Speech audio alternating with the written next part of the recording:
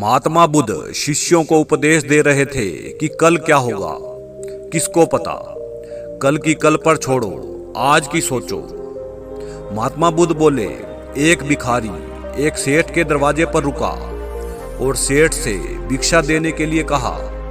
सेठ ने अंदर से आवाज दी कि कल आकर ले लेना।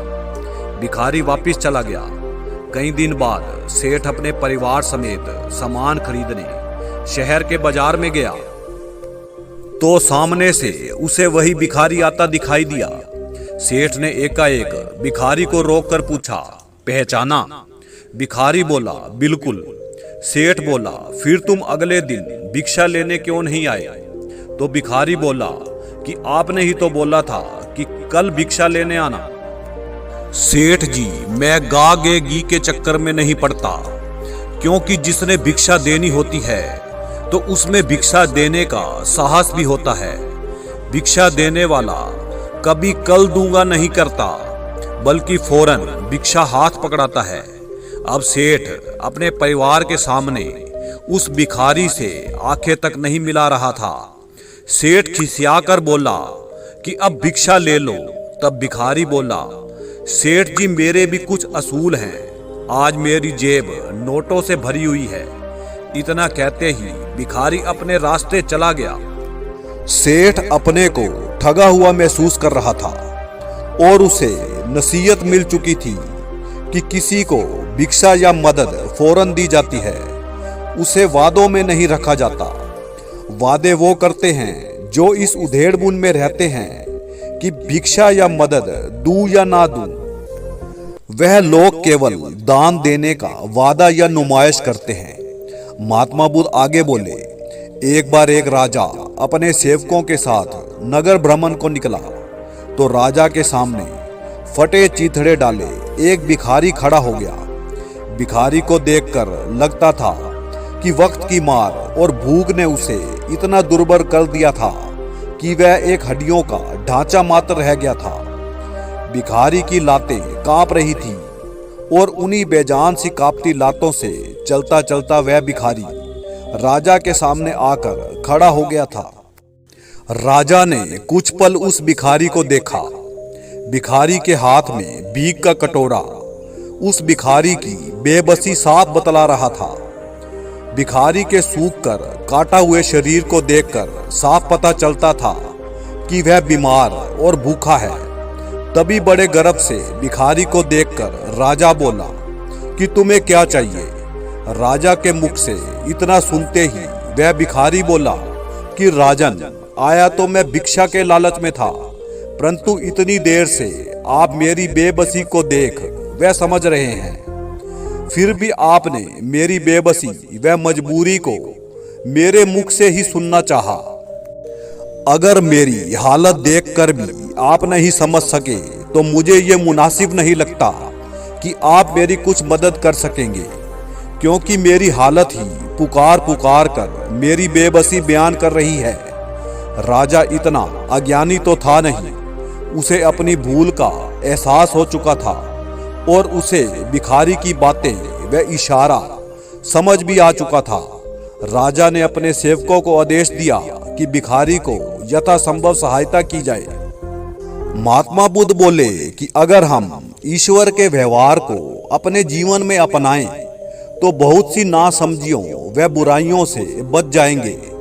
भक्त चाहे मुख से बोले या मन से बोले, ईश्वर अपने सामने खड़े भक्त की मंशा को भाप वह पहचान लेते हैं। उसी प्रकार अगर मनुष्य अपने सामने खड़े मदद मांगने वाले की मंशा को समझ लेता है तो ये समझो कि वह मनुष्य ज्ञान की सीढ़ियों पर चढ़ना शुरू कर चुका है। महात्मा बुद्ध बोले कि जो व्यक्ति किसी भी कार्य को अगर भविष्य में करने या दूसरे के भरोसे पर छोड़ता है तो भी उसका कार्य पूरा होगा, इसका संशय बना रहता है। एक किसान के खेत में फसल पककर तैयार हो चुकी थी। उस खेत में एक चिड़िया ने अपना घोंसला बनाकर बच्चे दिए हुए थे।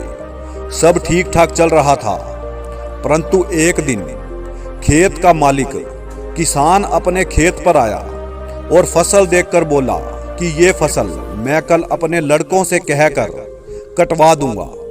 चिड़िया उस समय अपने घोंसले में नहीं थी। चिड़िया के बच्चों ने ये बात चिड़िया के आते ही चिड़िया को बताई।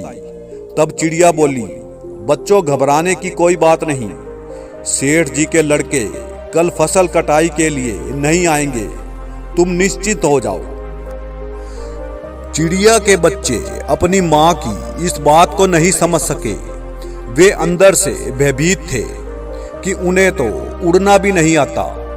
अगले दिन चिड़िया के बच्चे उदास मन से सेठ के लड़कों का इंतजार कर रहे थे, परंतु सेठ के लड़के फसल काटने नहीं आए। उसके 5-7 दिन बाद किसान फिर आया और फसल देखकर बोला कि इस बार मैं अपने आदमियों से कहकर इस फसल के काटने का इंतजाम करता हूँ। ये बात भी चिड़िया के बच्चों ने उदास मन से अपनी माँ को बताई। चिड़िया बोली, बच्चों इस बार भी घबराने की कोई बात नहीं, कल भी कोई फसल काटने नहीं आएगा। चिड़िया के बच्चे फिर से उदास व डरे हुए थे। बड़ी बेसब्री से चिड़िया के बच्चे दोबारा किसान के आदमियों का इंतजार कर रहे थे। बच्चे चिंतित थे कि उनका क्या होगा, उन्हें तो उड़ना अब तक नहीं आया। सारा दिन बीत गया, सेठ के आदमी फसल काटने नहीं आए। इसके 8-10 दिन बाद किसान फिर से खेत पर आया और बोला कि अब की बार ये फसल मैं खुद ही काट दूंगा। ये बात चिड़िया के बच्चों ने जब चिड़िया को बताई तो चिड़िया भी उदास मन से बोली, बच्चों अब जल्द ही ये जगह हमें छोड़नी पड़ेगी, क्योंकि अब ये फसल कट जाएगी। इस बार बच्चे भयभीत नहीं थे, क्योंकि थोड़ा बहुत बच्चे अब उड़ने लगे थे। महात्मा बुद्ध ये कथा सुनाकर बोले कि जो व्यक्ति अपना काम दूसरों पर डालता है, दूसरों पर निर्भर रहता है, तो जरूरी नहीं कि उसका कार्य पूरा होगा।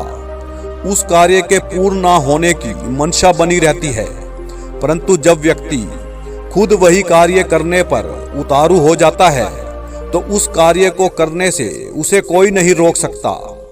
कल के लिए काम छोड़ने वाले व्यक्ति का विश्वास अगर थोड़ा कम किया जाए तो बेहतर होता है, क्योंकि कल किसने देखा है, कल क्या होगा किसको पता। ये बात हर बुद्धिमान व्यक्ति जानता है, फिर भी आज का काम कल पर टालना उसकी आदत बन चुकी है। जब सेठ ने भिखारी को भिक्षा के लिए कल आने के लिए कहा तो भिखारी तक के मन में ये संदेह था कि जो व्यक्ति आज भिक्षा नहीं दे सकता वह कल क्या देगा। इसलिए वह दोबारा सेठ के दर पर भीख मांगने नहीं गया। इसी प्रकार जो व्यक्ति देखकर भी अनदेखा करता है, उसकी हालत भी उस राजा के समान होती है, जो कि दीन दुखियों की हालत से ये अंदाजा भी नहीं लगा सकता कि वह व्यक्ति किस मंशा से उसके सामने खड़ा है। अपनी क्या मजबूरी या बेबसी वह व्यक्ति बतलाना चाहता है। एक भिखारी जो हाथ में कटोरा लेकर दयनीय व बीमार हालत में राजा के सामने खड़ा है, फिर भी राजा अज्ञानियों की तरह पूछता है कि क्या मांगते हो। राजा उसे देखकर भी अंदाजा नहीं लगा सकता कि उसकी क्या जरूरत है, और इसी प्रकार किसान पकी फसल को देखकर उसे काटने के लिए कल तक के लिए टाल रहा था। जो व्यक्ति कार्य को कल के लिए नहीं टालता, उस व्यक्ति में प्राकृतिक तौर पर उत्साह व फुर्ती का संचार उत्पन्न होना शुरू हो जाता है। वह व्यक्ति विषम से विषम परिस्थितियों में भी हौसला नहीं हारता, उसमें कर्म क्षमता बढ़ जाती है और वह व्यक्ति उसी कर्म क्षमता के बल पर ऊंचाइयों को छू जाता है। महात्मा बुद्ध बोले, इसलिए कहते हैं कल क्या होगा किसको पता, कल की कल पर छोड़ो, आज की सोचो। आपको ये कहानी कैसी लगी कमेंट में लिखकर जरूर बताएं। धन्यवाद।